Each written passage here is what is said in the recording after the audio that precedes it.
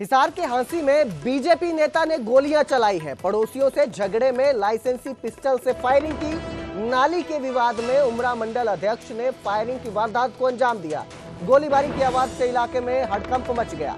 लोग तुरंत अपने घर के भीतर चले गए, जिसके बाद पुलिस को वारदात की सूचना दी गई। सूचना के बाद मौके पर पुलिस पहुंची। आरोपी विजय मलिक के खिलाफ कार्रवाई शुरू कर दी गई है। शुरुआती जानकारी के मुताबिक भाजपा के मंडल अध्यक्ष विजय मलिक हांसी के गांव देपल में रहते हैं। वह भाजपा के उमरा मंडल अध्यक्ष हैं। उनका पड़ोसियों से नाली को लेकर विवाद हो गया। शनिवार की सुबह पड़ोसियों से बहस ज्यादा बढ़ गई। विवाद बढ़ने पर भाजपा नेता तैश में आ गए और घर के अंदर गए। अपना लाइसेंसी पिस्टल निकाल कर बाहर आए और फिर बाहर आकर 2 हवाई फायर कर दिए, जिसके बाद वहां माहौल बिगड़ गया। पुलिस की टीम तुरंत वहां पहुंची। मौके पर किसी तरह की गड़बड़ी ना हो, कानून व्यवस्था ना बिगड़े, इसके लिए पुलिस फोर्स तैनात कर दी गई है। तो इस खबर पर ज्यादा जानकारी के लिए मेरे सहयोगी संदीप सैनी हमारे साथ जुड़े हैं। जी संदीप, क्या ये पूरा मामला है और किस तरह का एक्शन देखने को मिल रहा है पुलिस की तरफ से? जी, आज ये सुबह की घटना है।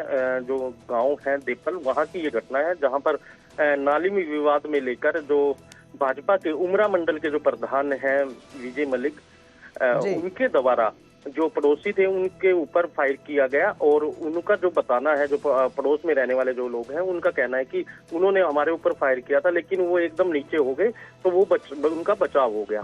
तो उसके बाद पुलिस को सूचना दी गई। पुलिस ने मौके पर पहुंचकर जहां पर फायर किया गया था वो जगह चिन्हित कर लिया और खाली खोलों को बरामद कर लिया है। पुलिस का कहना है कि जो आरोपी है उसके खिलाफ जो मामला दर्ज करके जो पीड़ित परिवार है उनके बयान पर जल्द ही आरोपी को गिरफ्तार किया जाएगा। लेकिन अभी तक जो है वो गिरफ्त से बाहर है और जो भाजपा नेता है वो गांव से मौके से हवाई फायर करके फरार हो गए थे। जी बहुत बहुत शुक्रिया इस तमाम जानकारी के लिए संदीप। तो बीजेपी अध्यक्ष मंडल जो बताए जा रहे हैं वो फिलहाल फरार है। पुलिस कह रही है कि कार्रवाई की जाएगी। जिस तरह से पीड़ित परिवार बयान देगा उसी तरह से आरोपी के खिलाफ कार्रवाई की जाएगी। आज देश राष्ट्रीय अंतरिक्ष दिवस मना रहा है। करनाल के मंगलसेन ऑडिटोरियम में भव्य कार्यक्रम का आयोजन किया गया। केंद्रीय मंत्री मनोहर लाल इस कार्यक्रम में शामिल हुए। दीप प्रज्वलित करके कार्यक्रम की शुरुआत की गई। अलग अलग स्कूल के बच्चे भी इस कार्यक्रम में मौजूद रहे। इसरो से जुड़े लोग भी कार्यक्रम में शामिल हो रहे हैं। तो एक कार्यक्रम रखा गया था करनाल में, जहां केंद्रीय मंत्री मनोहर लाल भी शामिल हुए।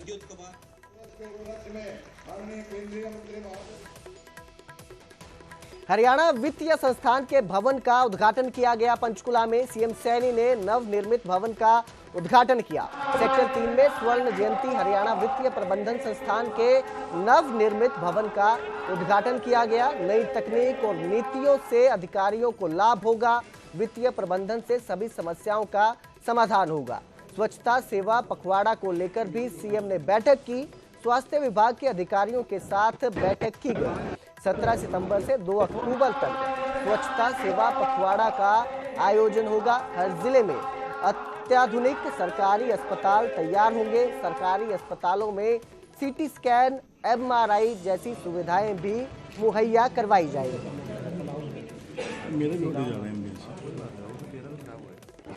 स्वर्ण जयंती वित्त भवन संस्थान, ये इसका आज उद्घाटन हुआ है और इसका बड़ा लाभ हरियाणा के लोगों को मिलेगा, क्योंकि इसमें वो सब फैसिलिटीज हैं। इस वित्त संस्थान के माध्यम से अगर हमारी वित्तीय प्रबंधन ठीक हो जाता है तो सब समस्याओं का समाधान। और जो आदरणीय प्रधानमंत्री जी का संकल्प है कि 2047 विकसित भारत, तो 2047 तक विकसित हरियाणा ये मजबूती से विकसित भारत के साथ खड़ा होगा। इस भवन से वो सब व्यवस्थाएं, यहाँ योजनाएं वित्त की वो बनेंगी।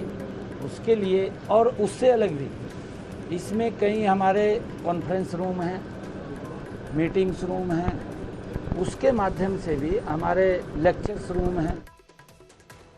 चरखी दादरी में झमाझम बारिश से गर्मी से राहत मिली। दोपहर की बारिश से दादरी में मौसम सुहावना हो गया। बारिश से बस स्टैंड, रोड और बाजारों में जल भराव की समस्या भी देखने को मिली। प्रशासनिक दावों के बावजूद जल भराव से लोग परेशान हैं। 2 घंटे की बारिश से शहर की रफ्तार धीमी पड़ गई। कई जगहों पर जल भराव की समस्या देखने को मिली।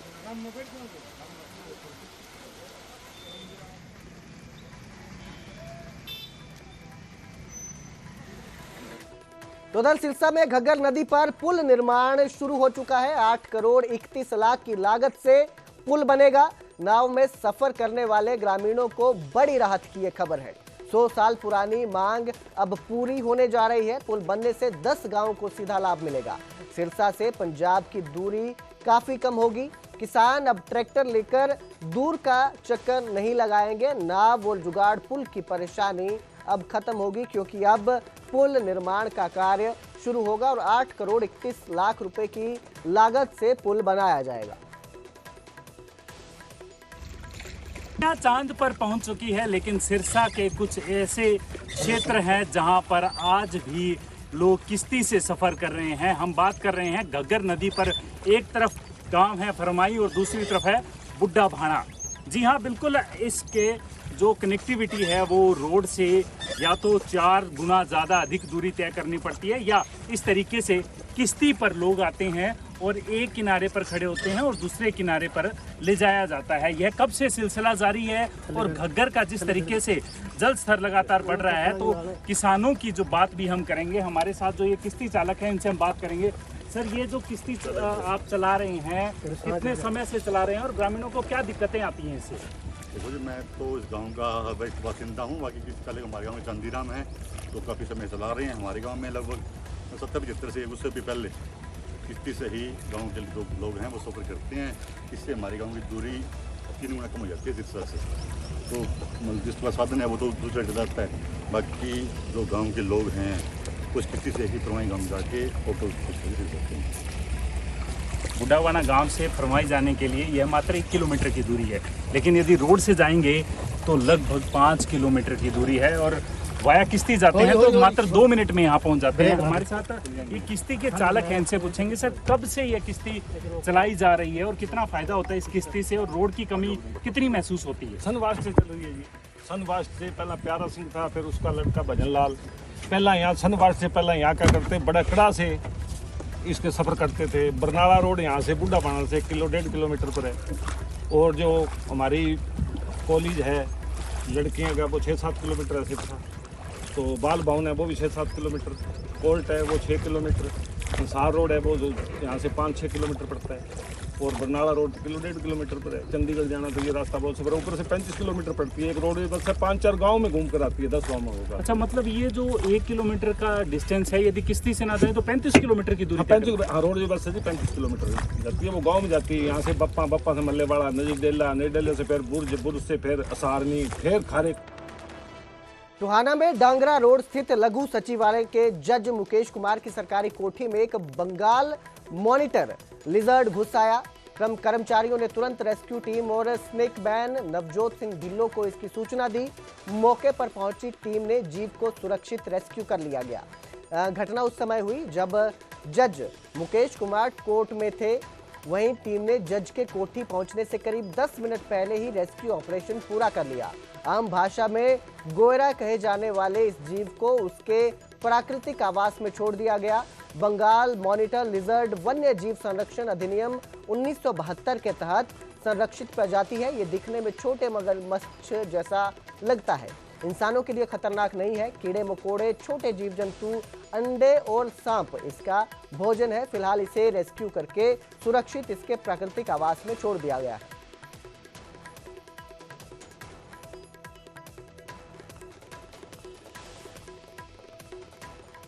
झज्जर की तपस्या ने इतिहास रच दिया है। कुश्ती में तपस्या गहलावत अंडर-20 विश्व चैंपियनशिप की विजेता बनी है। बुल्गारिया में तपस्या ने फाइनल जीतकर इतिहास रच दिया है।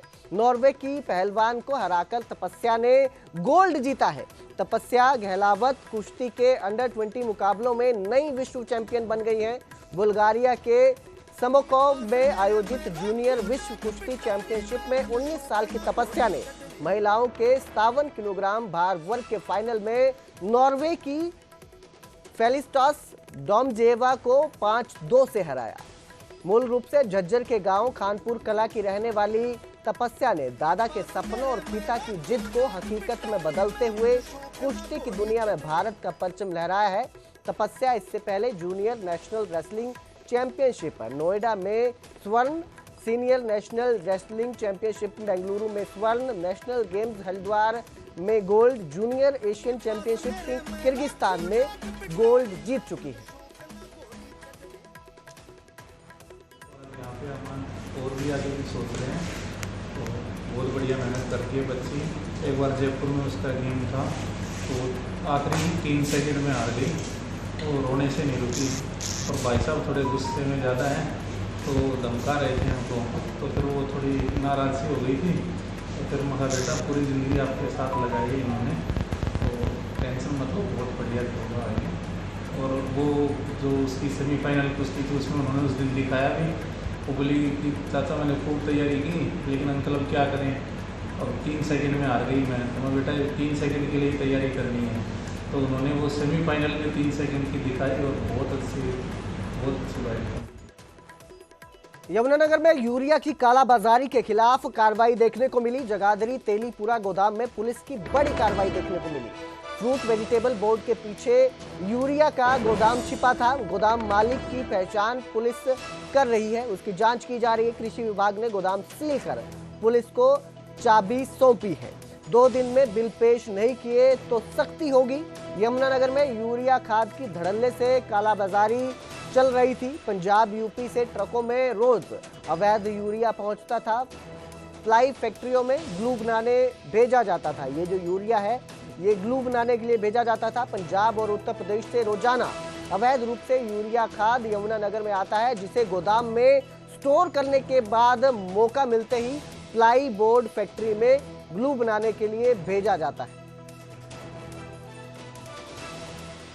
मेरे नाम का सिर्फ बोर्ड है, मेरी फर्म के नाम का। मेरा काफ़ी टाइम पहले यहाँ से विवाद हो गया था इसके साथ, तो मैंने यहाँ से काम छोड़ दिया था।